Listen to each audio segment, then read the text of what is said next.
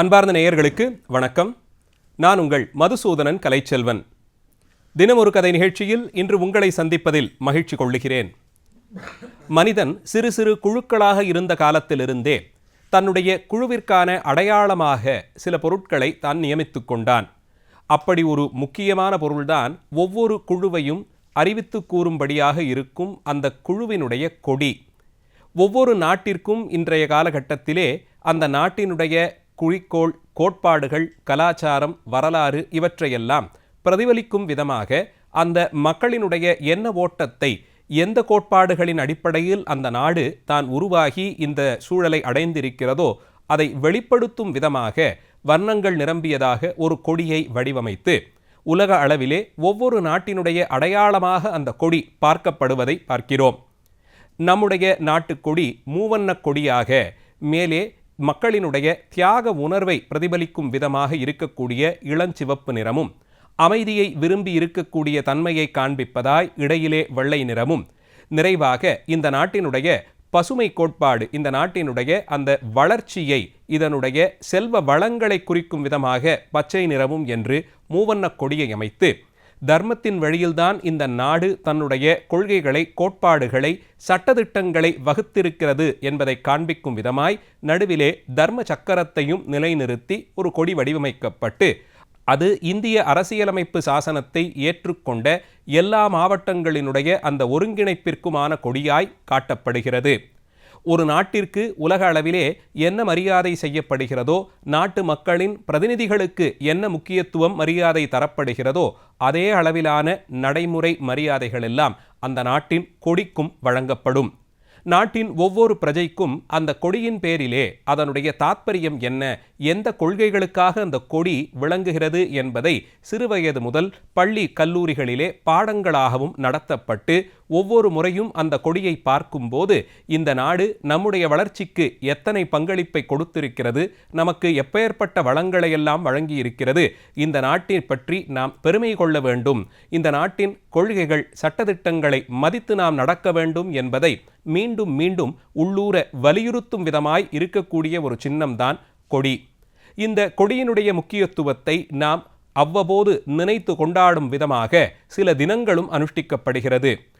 உதாரணத்திற்கு இந்திய நாடு சுதந்திர நிலையை அடைந்ததை பிரகடனம் செய்த ஆகஸ்ட் மாதம் 15ஆம் தேதி ஒவ்வொரு வருடமும் கொடியேற்றப்பட்டு அதனுடைய சிறப்பு குறித்து மக்கள் சிந்திக்கும்படியான ஒரு சூழல் உண்டு.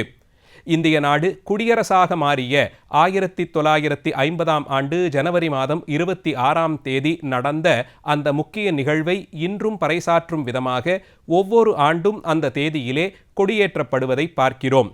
மாநில அளவிலே முதலமைச்சர்களும் ஆளுநர்களும் கொடியேற்றக்கூடிய அமைப்பும், அந்த கொடி ஏற்றப்படும் போது அதற்கு நாம் வழங்க வேண்டிய மரியாதை என்ன, எழுந்து நின்று அதை வணங்கி துதிக்கக்கூடிய அந்த அமைப்புகளெல்லாம் கூட அரசியல் சாசனமாகவே மொழியப்பட்டு அதை எல்லா மாநிலங்களும் கடைபிடிக்க வேண்டிய ஒரு சூழல் இருந்து வருவதை பார்க்கிறோம். இதேபோல்தான் உலக நாடுகள் ஒவ்வொன்றும் தனக்கான ஒரு கொடியை அந்த கோட்பாடுகளின் அடிப்படையிலே வடிவமைத்து கொண்டு மக்கள் அந்த கொடியை மதிக்கும் நிலையிலே வைத்திருக்கிறார்கள். இப்படி கொண்டாடப்படும் அந்த தேசத்தின் பிரதிநிதியாக விளங்கும் கொடியை நாம் தனித்து காரணங்களாலே அதற்காகவென்றே ஒரு நாளை ஒதுக்கி கொண்டாட வேண்டும் என்ற ஒரு கோட்பாடு உலக நாடுகளிடையே உண்டு. அந்த நாளைத்தான் கொடி நாளாக ஒவ்வொரு ஆண்டும் அனுஷ்டிப்பார்கள்.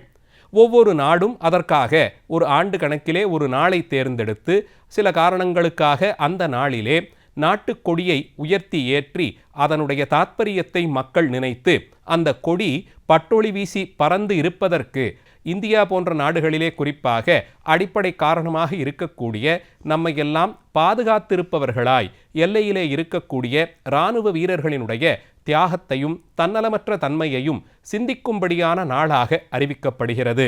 இந்த வழக்கம் இந்தியா சுதந்திரமடைந்து 2 ஆண்டுகள் கழித்து 1949ஆம் ஆண்டு டிசம்பர் மாதம் 7ஆம் தேதி இந்திய திருநாடு, இந்திய அரசாங்கம் கொடி நாளாக, அதனுடைய எல்லா மக்களும் அந்த நாளை கொடி நாளாக அனுஷ்டிக்கும் விதமாய் ஒரு வழக்கம் அப்போதைய பாதுகாப்புத்துறை அமைச்சகத்தாலே வெளியிடப்பட்டது. அப்போது நாட்டின் பிரதம மந்திரியாக இருந்தவர் பண்டித ஜவஹர்லால் நேரு அவர்கள். அதற்கு முன்பாக இந்தியாவிற்கும் சீனாவிற்கும் இடைப்பட்ட பகுதியிலே அவ்வப்போது ஏற்பட்டு வந்த அரசியல் பூசல்களாலே அங்கே இராணுவப் படை நிறுத்தப்பட்டிருந்தது. அவர்களுக்கு ஒரு உத்வேகம் வழங்கும் விதமாக பண்டித ஜவஹர்லால் நேரு அவர்கள் அந்த இடத்திற்கு சென்று எல்லையிலே அவர்களோடு சில மணி நேரம் காலம் கழித்தார். அங்கே தங்கியிருந்த நாட்களிலே அவர்களோடு பேசி பழகியதையும் அவர்களிடமிருந்து நாட்டுப்பற்றை குறித்து அறிந்து வந்தவற்றையும் நேரு அவர்கள் பொதுமக்களிடையே சொல்லும்போது அங்கே கடுமையான குளிர் பிரதேசத்திலே நம்முடைய நாட்டின் பாதுகாப்பை கருதி தங்களுடைய இன்ப துன்பங்களையெல்லாம் மறந்து இருக்கக்கூடிய இளைஞர்கள் ஆயுதமேந்தி அங்கே நிற்கக்கூடிய அந்த இளைஞர்களோடு நான் பேசி பரிமாறியதிலே அவர்கள் நம் நாட்டை குறித்து எத்தனை உன்னதமான எண்ணங்களை கொண்டிருக்கிறார்கள் என்பதை அறிந்து கொள்ள முடிந்தது. அவர்களுக்கெல்லாம் நாம் எப்போதும் நன்றி சொல்லும் விதமாக ஒவ்வொரு ஆண்டும் டிசம்பர் மாதம் 7ஆம் தேதியை கொடிநாளாக அனுஷ்டிக்க வேண்டும் என்று கூறினார். இந்தியாவின் பாதுகாப்பு படைகளாக விளங்கக்கூடிய ஆயுதப்படை, கப்பல் படை, விமானப்படை இந்த மூன்றையும் ஒருங்கிணைந்து நடத்துவதுதான் பாதுகாப்புத்துறை அமைச்சகம். அந்த 3 படைகளுக்கும் தனியே ஒரு கொடியும் வடிவமைக்கப்பட்டிருக்கிறது. 3 வர்ணங்களால் இருக்கக்கூடிய அந்த கொடியையும் இந்த நாளிலே நாம் சிந்திக்கும்படியான ஒரு நாளாய்த்தான் இதை கொண்டாடுகிறோம். இதற்காக பாதுகாப்புத்துறை அமைச்சகத்தின் கீழே இவர்களுக்கென்று தனியே ஒரு குழு நியமிக்கப்பட்டு அதன் மூலமாக ஒவ்வொரு இந்தியனும் தனித்தனியாக தன்னால் ஆன ஒரு நிதி உதவியை செய்து இந்த ஆயுதப்படையிலே பணியாற்றுபவர்களுக்காக ஒரு பெரும் நிதியை திரட்டுவது, அந்த நிதியை கொண்டு இவர்களுக்கான தேவைகளை நாம் பூர்த்தி செய்ய வேண்டும் என்ற எண்ணத்தோடுதான் கொடிநாள் வடிவமைக்கப்பட்டது. அதற்கு அப்போதிருந்த பாதுகாப்புத்துறை அமைச்சர் இந்திய மக்கள் ஒவ்வொருவரும் தங்களால் ஆன நிதி உதவியை செய்ய வேண்டும், அதற்கு மாறாக அவர்களுக்கு சிறிய அளவிலான காகிதத்தில் அச்சிடப்பட்ட இந்த கொடியை நாம் விநியோகம் செய்ய வேண்டும் என்று ஒரு கருத்தை முன்மொழிந்தார். இது அப்போதே அத்தனை பள்ளிகளிலும் கல்லூரிகளிலும் கட்டாயமாக கொடிநாளுக்கான இந்த நிதி சேகரிப்பிலே மாணவர்கள் குறிப்பாக ஈடுபட வேண்டும் என்று கூறினார். அரசாங்க மற்றும் தனியார் நிறுவனங்களிலே பணிபுரிபவர்களும் கூட, பணியாளர்களுடைய அந்த ஒருங்கிணைந்த அமைப்புகளெல்லாம் கூட கொடிநாள் அன்றைய தினத்திலே இந்த நாட்டு பாதுகாப்பிலே ஈடுபட்டிருப்பவர்களுடைய நலவாழ்விற்காக அவர்களால் ஆன தொகையை, அது எத்தனை சிறிய தொகையாக இருந்தாலும் அச்சிடப்பட்ட அந்த கொடிக்கான தொகை போலே அதற்கு கொடுத்து அந்த நிதியை நாம் திரட்டி அது ஒரு பெருநிதியாக, வைப்பு நிதியாக இருக்கும்படியாய் ஏற்பாடு செய்தார்கள். அப்படி சேகரிக்கப்பட்ட அந்த பெருநிதியிலே 3 அம்ச கோரிக்கைகளோடு கூடிய ஒரு அமைச்சகத்தின் அங்கமாக அந்த சைனிக் குழுமம் ஏற்பட்டது. அதிலே அவர்கள் கொண்டிருந்த 3 முக்கிய கோரிக்கைகள்: போரிலே பாதுகாப்பிலே ஈடுபட்டிருந்த போது உயிர் நீத்த வீரர்களுடைய குடும்பத்திற்கு நஷ்ட ஈடாக இழப்பு தொகையாக வழங்குவது. 2வது, அங்கே பாதுகாப்பிலே ஈடுபட்டிருப்பவர்களுடைய நலன் கருதியும் அவர்களுடைய குடும்பத்தார்களுக்கும் தேவையான நிதி உதவி வழங்குவது.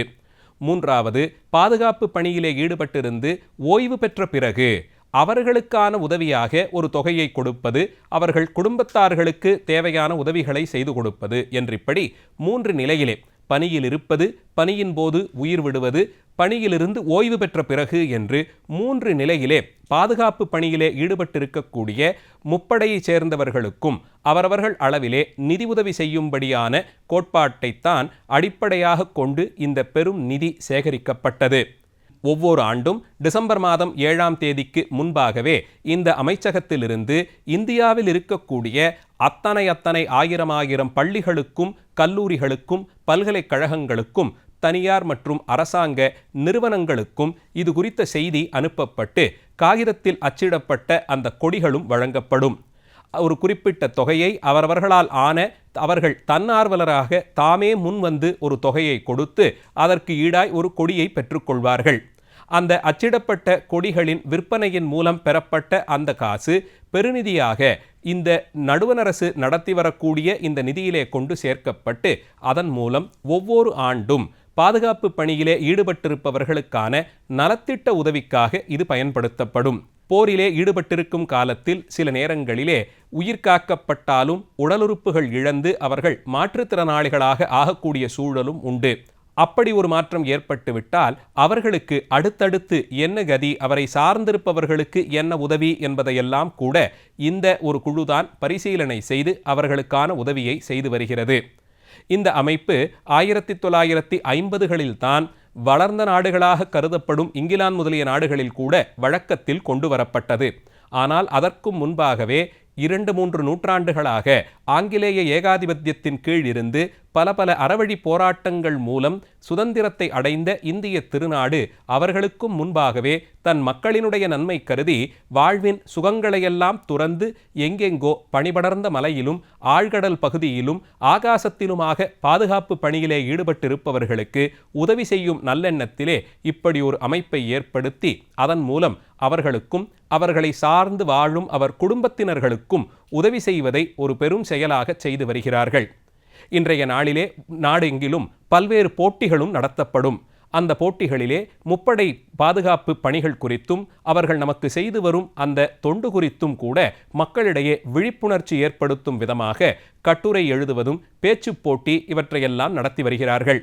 இன்னும் சொல்லப்போனால் அன்றைய தினம் இராணுவ வீரர்களும் கூட அவர்களுக்கிடையேயே நாடகம், இசை போட்டிகள் இவற்றையெல்லாம் ஏற்படுத்தி அவர்கள் வாழ்க்கை முறையை நாம் அறிந்து கொள்ளும் விதமாகவும் அதே நேரத்தில் அவர்கள் கொண்டிருக்கக்கூடிய பன்முகத் திறமைகளை வெளிப்படுத்தக்கூடியதாகவும் கலை நிகழ்ச்சிகளுக்கு ஏற்பாடு செய்யப்பட்டு அந்த படை வீரர்களினுடைய குடும்பத்தார்களும் அந்த நிகழ்ச்சியிலே கலந்து கொள்ள அனுமதி வழங்கப்பட்டு அத்தனை காலமும் பிரிந்திருந்த கணவனையும் தந்தையையும் பார்த்த மகிழ்ச்சியிலே அவர்கள் குடும்பத்தார்கள் அங்கே அவர்களோடு ஒரு நாள் முழுவதும் மிகுந்த மனமகிழ்ச்சியோடு ஈடுபட்டிருக்கக்கூடியதாய் இந்த கொடிநாள் விழா கொண்டாட்டங்கள் வடிவமைக்கப்பட்டிருக்கின்றன.